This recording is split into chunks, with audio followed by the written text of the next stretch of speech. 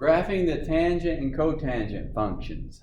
On the left side, I've got the two base forms, tangent and cotangent, and they kind of look like the tangent kind of looks like the x cubed function, cotangent kind of looks like the negative x cubed function. Let's take a look at a few specifics here, and we'll create some things about it. One thing to notice is the period of the tangent's pi. So remember, period was one full cycle. So a tangent has an asymptote there, asymptote there. So one full period for that piece there. That would be that tangent part. The cotangent, the same as also period, is going to be that pi value for that piece. In both cases, range would be negative infinity to infinity. Negative infinity to infinity. The main thing that changes here would be the asymptotes. So the asymptotes for the tangent would be negative pi halves and pi halves, again in the base form. Okay? So remember, if that graph moves to the left or to the right, it's going to change where those asymptotes are. Likewise, if the graph has a bigger period, it's going to stretch out the asymptotes, smaller period, squeeze them in. Cotangent, same idea I was just talking about, except the asymptotes are 0 and pi. So let's kind of look at some things as far as what we've worked a little bit before with. All right, so let's say period. So we know what the period is. It's the length for one full cycle. Right? Now the key to remember is standard period's pi. So standard period of sine, cosine, cosecant, secant, all 2 pi. Standard period of tangent, cotangent's pi. So if I had y equals tangent 3x. Remember, the coefficient on the other 4 trig functions affected the period. Still the same here. The coefficient affects it. But in this case, my period is going to be pi over 3. Not 2 pi over 3. The standard period of tangent and cotangent's pi. That's one very big difference there. So we'd have pi over 3. Well, if I had negative 2 cotangent 4x, period's pi over 4. Remember, we're looking at the coefficient. We're not concerned about the rest of the stuff going on as far as getting that period. Y equals 1/2 tangent. Let's go 2x minus pi plus 1. Period is pi over 2. Again, the 1, the minus pi, the half, they're not affecting the period. It's going to be that pi over that coefficient of x. So same place we were looking on the others. Okay. Let's talk about the transformations.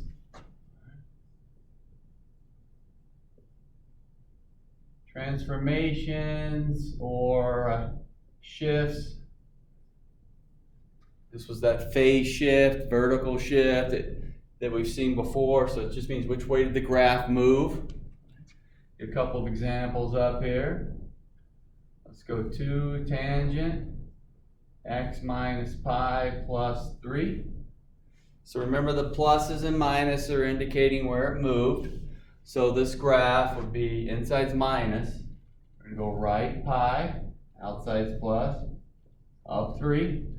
So, we had a new period in pi versus 2 pi, but how to find how it changed, still the same coefficient. Transformations haven't changed for us at all. They look the same. Let's go with y equals 3 cotangent 2x plus pi minus 1. That inside piece is plus, so it's going to move left. So we're going to go left, pi halves. That outside piece is minus, so it's going to go down. So down 1. So the best part for us is not much change there. Right? That looks pretty good to us. We've seen it before. Yes, as always, we make mistakes from time to time, but that type of movement looks familiar using the plus and the minuses that we've seen before.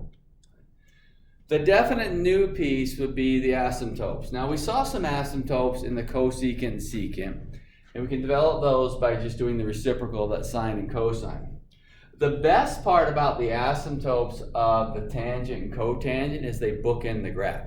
So they're on the extreme left and extreme right of the graph. What I need to remember is where the standard asymptotes are. So in my mind, I need to know that for my standard period of pi, my asymptotes are at negative pi halves and pi halves for the tangent, and at 0 and pi for the cotangent. Again, standard period of pi. So let's take a look at our asymptotes here. So what I'm going to do is change the period and maybe some of the shifting so we can move these guys around. So asymptotes, y equals, let's go 3 tangent 2x. So in this case, my period would be pi over 2. Now the 3 in front is taking the graph this way. That's not affecting the asymptotes. The asymptotes, vertical asymptotes are on the x. So anything that takes the x values, moves them in, out, or shifts them left or right, that is what's going to affect where the asymptotes are. So this is my concern, that pi halves. So here's the way I kind of look at it. If I had a period of pi, my asymptotes are at negative pi halves and pi halves. That's the part I'm just going to have to remember and memorize from my basic shape of my graph. If my standard period's pi, I know it's going to be negative pi halves and pi halves. Here comes that period now of pi halves. If the period is pi halves, now my asymptotes will become negative pi fourths, pi fourths. Okay? Let's take a look at how we got that. Here's all I'm looking at. How did pi change to pi halves? Well, it was divided by 2. So if this was divided by 2, it's actually going to divide each of the asymptote pieces by 2. It's actually going to divide those. Now I said we're finding the asymptotes, but you know what? Let's go ahead and sketch it while we're here. We can actually do the sketch. If these are my asymptotes, negative pi fourths and pi fourths, so there's pi fourths, negative pi fourths, and then I'm just graphing the tangent function. I'm really much in the way of point plotting on the tangent function. I mean, the 3 does make it skinny. If it was a 1/3, it'd make it a little bit wider in the middle here, but we're just trying to get that rough sketch. Okay? So these are the key right here, because it's bookending the graph. Let's go with y equals, let's go tangent, and we'll go x minus pi. Right? So I did a period change. Now I'm doing a transformation. So here the period's still pi, but it went right pi. The graph moved right pi. So again, I'm going back to my basics. My basics is, hey, in my base form, where are my asymptotes? So for my period of pi, up there, my asymptotes are negative pi halves and pi halves.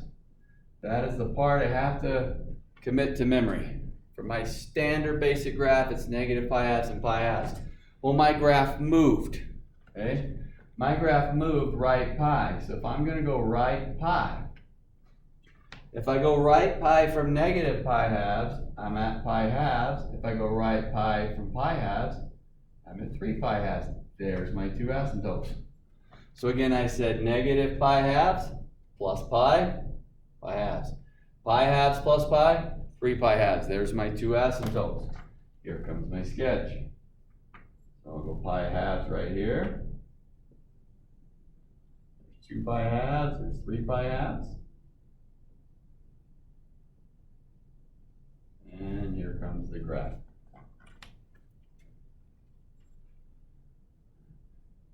Now I'm going to look at one where we'll combine both pieces. So what we're going to do is we're going to change the period from a standard pi, and we're going to have a transformation. We'll see how the stages work. So again, base knowledge right here. Base knowledge. I changed my base knowledge by dividing 2 because the period divided by 2.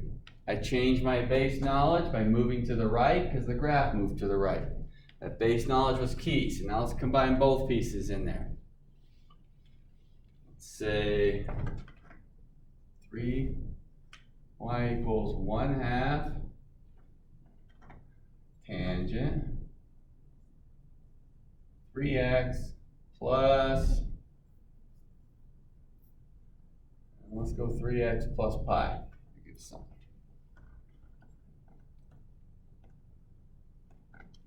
Period. Pi thirds.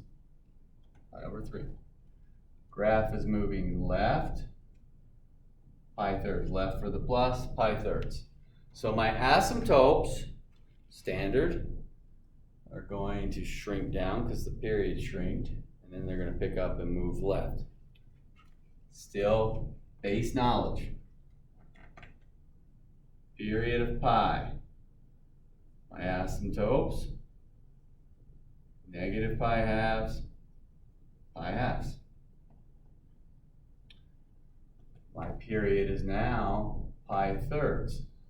So what did I do to pi to get pi thirds? I divided by 3. So then I'm going to divide my asymptotes by 3. So now they've moved to negative pi 6 and pi 6. Shrunk in. So I divided each one of those by 3. Now I'm going to move left pi thirds. So shrunk it down. Now I'm going to take these two, move them left by that far. So if I subtract pi thirds from negative pi 6, that would be, let's see, that would be, 2 pi 6, so negative 3 pi 6. And if I come left, that would be negative 1 pi 6. If I come left pi thirds. Again, I need a common denominator and subtract there, but I moved them left. I know this reduces to negative pi halves, but sometimes it might be a little bit easier to stay in that piece there. So again, I took negative pi 6 minus pi thirds. So I change that to negative 2 pi 6. So then I subtract, I get negative 3 pi 6. Pi 6 minus pi thirds. That's really 2 pi 6. So pi 6 minus 2 pi 6, negative pi 6. That's the way I counted that. Sometimes the fraction make it a little bit of a pain, but here's where my asymptotes now are. So here comes the graph. Negative pi 6. Negative pi 6 to negative 3 pi 6. And here comes the tangent graph. Now the half in front, we're just trying to get a rough sketch, but being a half versus a integer, a lot of times it makes it wider. We've seen back in algebra, but it's still that same tangent curve, and we're concerned about that tangent curve there, that piece. All right, let's look at a cotangent. Same idea. What's changed for us on the cotangent, not cosine, cotangent, is where the initial asymptotes are. So the initial asymptotes, I still have it on the bottom over here, would be at 0 and pi. So let's do something like this, x over 3. So in this case, my period would be pi divided by 1/3, which is 3 pi. So I've got a 3 pi period.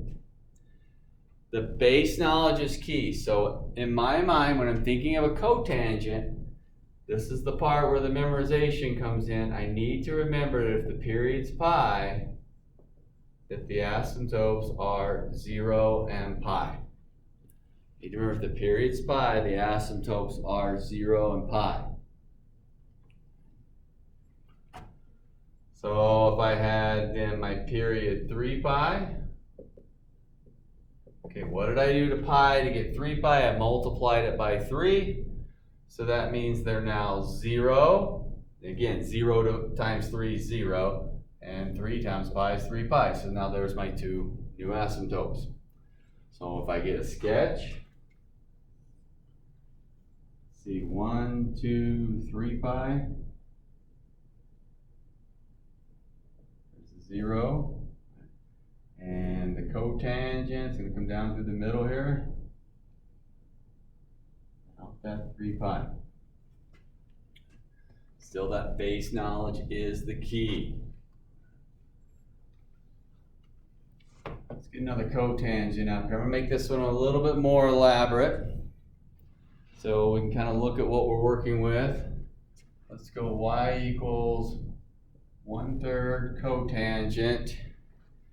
I'm going to try to make sure I get the 2x plus 2 5. 2x plus 3 pi halves, and then plus 1. All right, so I wanted to create something a little bit more elaborate, but the main idea is still going to be the same. Hey, we're going to draw this shape.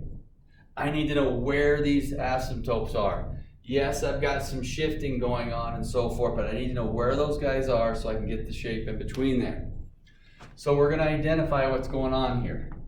Period, pi halves, pi over 2. Okay. It's been shifted.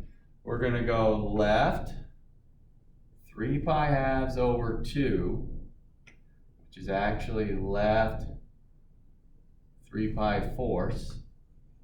And we're going to go up 1. So again, 3 pi halves over 2 equals 3 pi fourths. So this is really 2 over 1. Invert and multiply, we get 3 pi fourths. So that's really my transformation there, left 3 pi fourths. So I'm going to go work to identify these guys, where they went to, and then I can work on my graph. So the part I know, period pi, asymptotes are at 0 and pi. There's my known piece, the part I'm just going to have to commit to memory, my base graph. Okay. If the period is pi halves, well, I divide by 2, now they went to 0 and pi halves. 0 divided by 2 is 0, pi divided by 2, pi halves. Now that's where they are. If I go left 3 pi fourths, left 3 pi fourths from 0 would be negative 3 pi fourths. Left 3 pi fourths from pi halves would be negative pi fourths. So again, common denominator, I'm taking pi halves minus 3 pi fourths, which would be 2 pi fourths. If I get a common denominator, there's where I'm getting the negative pi fourths.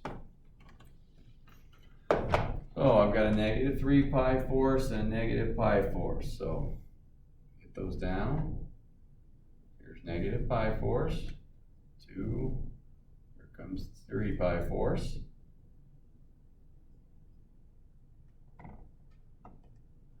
So my cotangent, I'm expecting to do something like this. All right, now let's kind of look at what happened here. The graph did go up 1. Okay. So instead of crossing at the x-axis here, it's going to go up 1. It's going to come down and cross through that point.